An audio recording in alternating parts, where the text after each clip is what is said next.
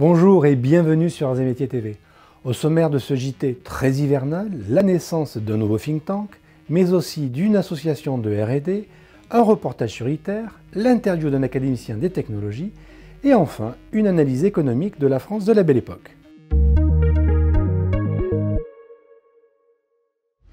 C'était le 12 février dernier à Iéna. Caroline Galacteros a présenté Géopragma, un pôle de réflexion stratégique indépendant. Présidente de ce nouveau think tank, elle nous explique, avec ses membres fondateurs, le rôle de cette association apolitique qui vise le renouveau de la pensée et de l'action stratégique française. Écoutons-la. Vous êtes réunis ce soir pour assister à une naissance, celle d'un nouvel objet singulier dans le ciel de la recherche et du Conseil stratégique français. La naissance de Géopragma, c'est son nom, pôle français de géopolitique réaliste, j'ajouterais opérationnel, mais ça va un peu de soi. Nous sommes un think tank, mais surtout ce que j'appelle un action tank.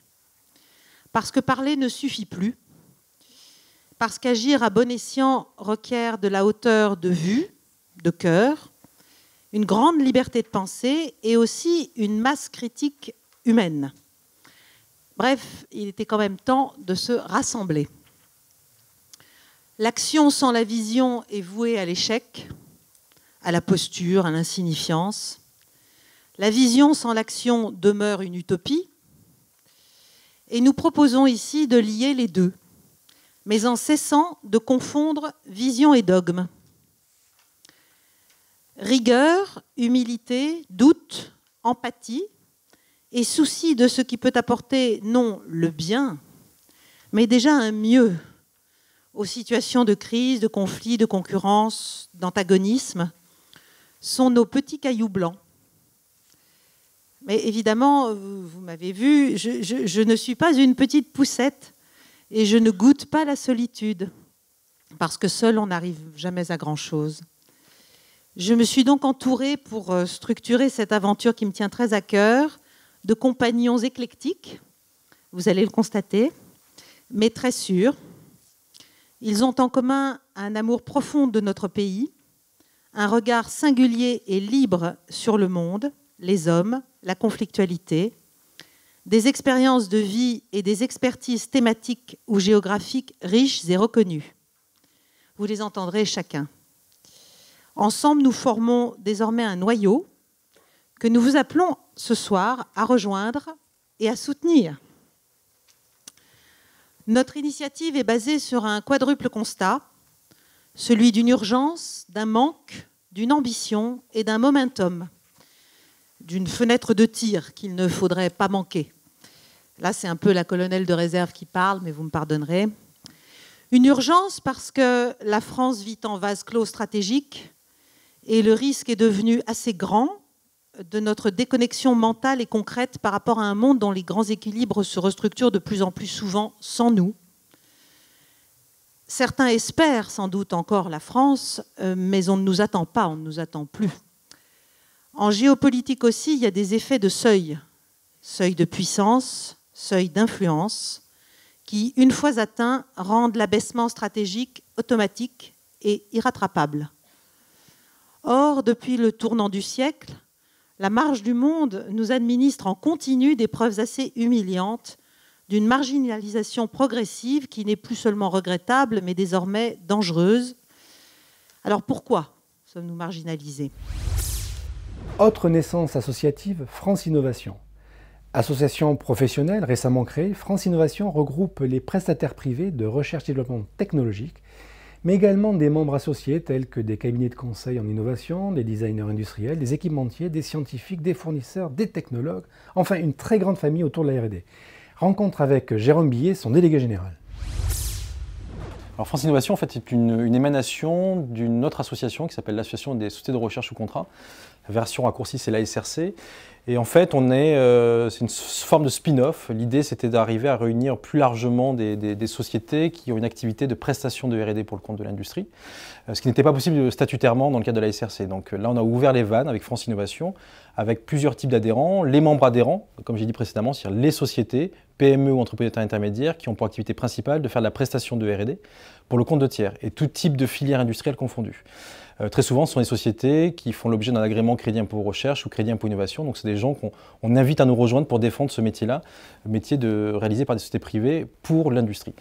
Ensuite, on a les membres associés, qui sont des sociétés capables d'accompagner l'industrialisation de ce qui aura pu être conçu par des prestataires privés de R&D ou pour le client industriel. Également, des sociétés qui sont capables de fournir des technologies innovantes, des équipementiers capables d'amener des équipements scientifiques pour les prestataires privés de R&D, et puis aussi toutes les sociétés qui sont en charge de l'accompagnement de l'innovation. Donc on pense bien entendu à tous les cabinets conseils en financement de l'innovation, également en management de l'innovation, en créativité, tout ce qui est design thinking, et puis également les gens qui accompagnent le dépôt de brevets, comme les gens spécialisés dans le conseil en propriété intellectuelle, également des avocats en propriété industrielle. Alors la palette est très large, donc on peut faire de la R&D privée en France. Absolument, et heureusement qu'on peut faire la R&D privée en France, et ça ne s'oppose pas du tout à du public. On pense que c'est des métiers différents, qui sont sur un continuum en termes d'échelle de maturité technologique, ce qu'on appelle l'échelle TRL, qui sont complémentaires. Et pour preuve, si on regarde côté ASRC, non pas France Innovation, puisqu'on a un retour d'expérience très élevé sur ASRC, l'ASRC, c'est 43 sociétés et qui mènent plus de 130 collaborations tous les ans avec la recherche publique, avec des formes très abouties comme des laboratoires de recherche communs. Donc il n'y a aucune opposition entre les deux. C'est simplement quand les deux se retrouvent, public comme privé, face à une demande industrielle, qu'il y a un alignement des conditions d'exercice de ce métier-là. Très beau métier de faire de la prestation de R&D pour le compte de tiers. Encore en chantier, le projet ITER, qui est le plus gros démonstrateur du monde de production d'énergie par fusion nucléaire, est en train de pousser de terre près de Cadarache. Jamel Kames s'est rendu sur place pour une visite de chantier. Reportage. ITER, chantier international pharaonique démarré en 2007, après des négociations qui ont duré une vingtaine d'années. L'objectif, c'est de reproduire de l'énergie à la manière du Soleil en créant une fusion nucléaire à la fin de 2025. L'intérêt, c'est de ne produire aucun déchet radioactif à longue vie et aucune réaction en chaîne type Fukushima. Enfin, l'ambition de ce projet se mesure à son budget, 20 milliards d'euros. Là, nous sommes face à l'usine électrique de ITER. ITER sert à produire de l'énergie, mais pour ça, il a besoin d'en consommer énormément. Donc, une ligne de 400 000 volts a été créée spécialement ici pour amener l'électricité jusqu'à ITER. Sur cette ligne, on est venu installer 7 transformateurs qui permettent de transformer le 400 000 volts en énergie plus exploitable. Derrière nous, nous avons les deux Magnet Power Building. Donc, c'est les deux bâtiments qui seront raccordés aux 3 gros transformateurs PPN que nous avons vus tout à l'heure. Leur fonction principale, c'est de faire le redressement du courant. Donc après la transformation de 400 000 volts à 22 000 volts alternatifs de l'électricité, dans ces bâtiments-là, on va faire un redressement pour passer de 22 000 à kV, continuer à un courant redressé qui sera ensuite pulsé, synchronisé pour être envoyé en direction du tokamak pour l'alimentation des bobines. Certains équipements sont trop lourds, trop volumineux pour être fabriqués en usine à l'extérieur. Donc il y a 2 usines qui ont été montées spécialement sur le site d'ITER pour pouvoir fabriquer au plus près de la machine les composants. Donc c'est notamment le cas pour les bobines poloïdales dans ce bâtiment rouge. Donc sur les 6 bobines poloïdales nécessaires au fonctionnement, 5 vont être réalisées dans ce bâtiment-là. Et leur transfert sera d'autant plus facile pour aller dans la machine. Et dans l'autre bâtiment derrière, c'est le Cryostat Building. Le Cryostat, donc l'enveloppe externe du tokamak, réalisée en tôle de 30 cm d'épaisseur soudée, dans lequel on viendra mettre la chambre sous vide. Donc ça, c'est un composant de fabrication 3 à 4 ans. C'est 4 éléments à fabriquer, donc qui est en cours de fabrication actuellement ici. Les 2 bâtiments sont là pour la réalisation de la plus grosse usine cryogénique. Certains composants trop près du plasma ont besoin d'une protection. Donc il y a la plus grosse usine cryogénique qui est en cours de fabrication par Air Liquide dans ces bâtiments. Afin de préparer tous les composants pour minimiser le temps de montage du tokamak dans le bâtiment tokamak, tous les équipements seront pré-montés au maximum dans le hall d'assemblage qui fait 100 mètres de long, 70 mètres de haut et 60 mètres de large. Donc le plus gros composant qui va sortir du cryostat, du bâtiment cryostat, va s'approcher des 1500 tonnes. Il faudra être capable de le prendre ici et de le transférer dans le tokamak. La deuxième source d'énergie importante pour faire fonctionner le tokamak, c'est l'eau. Pour ça, on a une connexion au canal de Provence qui a été réalisée, des gros bassins de stockage de sources froides qui sont en train d'être réalisés dans le fond. Et tous ces réseaux-là servent à l'alimentation en eau réfrigérée pour refroidir à la fois les tokamaks, à la fois les compresseurs des différents bâtiments. Le complexe tokamak, où aura lieu la fusion plus tard, est constitué de 3 bâtiments. Le bâtiment tritium, le bâtiment tokamak et le bâtiment diagnostic. Le bâtiment tokamak, au centre, est celui qui est raccordé au bâtiment d'assemblage, où on était tout à l'heure, à l'intérieur. Et quand la liaison sera faite, on pourra, avec les gros ponts roulants qu'on a vus tout à l'heure, traverser et amener les composants directement du hall d'assemblage au tokamak. Les autres bâtiments servent le diagnostic à faire tout ce qui est instrumentation et piloter les bobines. Et le bâtiment tritium sert à la production et au traitement des déchets. Sur le plateau d'AMTV, nous avons reçu Yves Mallier, membre de l'Académie des technologies, ancien vice-président du conseil d'administration de l'ENSAM. Yves Mallier est considéré comme l'un des plus grands observateurs de la formation professionnelle.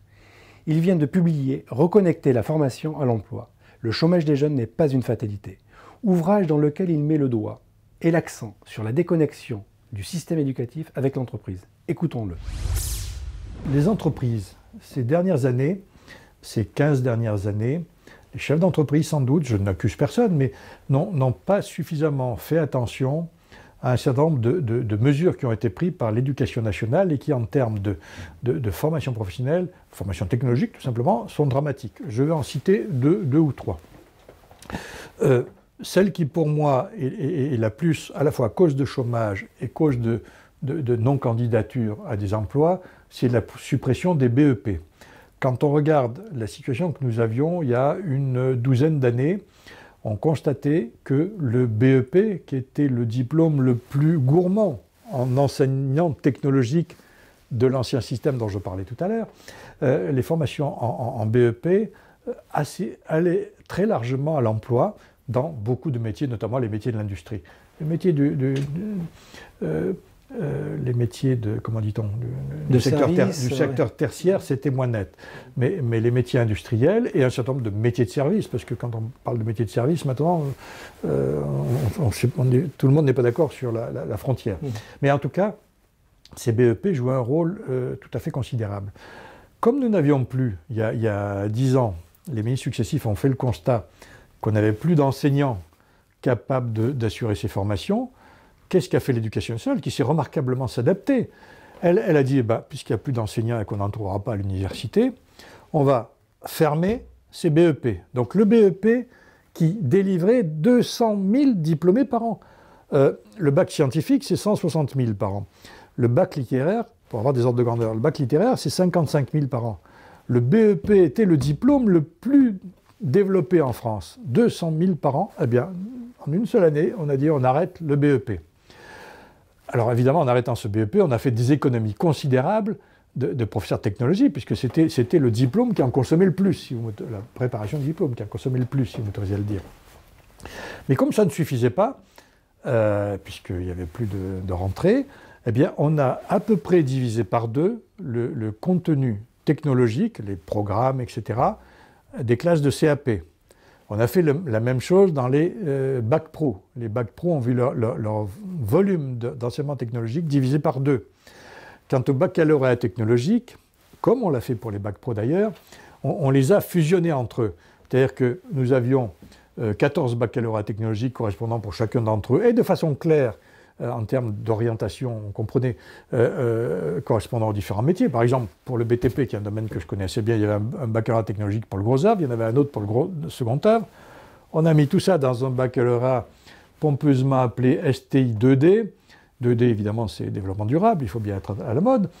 Et quand vous regardez ce programme de STI 2D, son contenu technologique ne peut conduire qu'à une poursuite d'études vers l'enseignement supérieur. Il a d'ailleurs été conçu comme ça. Il n'a aucun objectif de débouché professionnel. Je ne vois pas quel patron embaucherait ces gens-là qui, au plan technologique, n'ont que des notions. Replongeons un instant dans la France de la Belle Époque et de l'Exposition universelle avec l'ouvrage économique de Guillaume Villon de Benveniste. Pour lui, la France montrait la voie de la modernité au reste du monde. Un siècle plus tard, le Centre mondial de l'innovation s'est déplacé outre-Atlantique, dans la Silicon Valley. Analyse.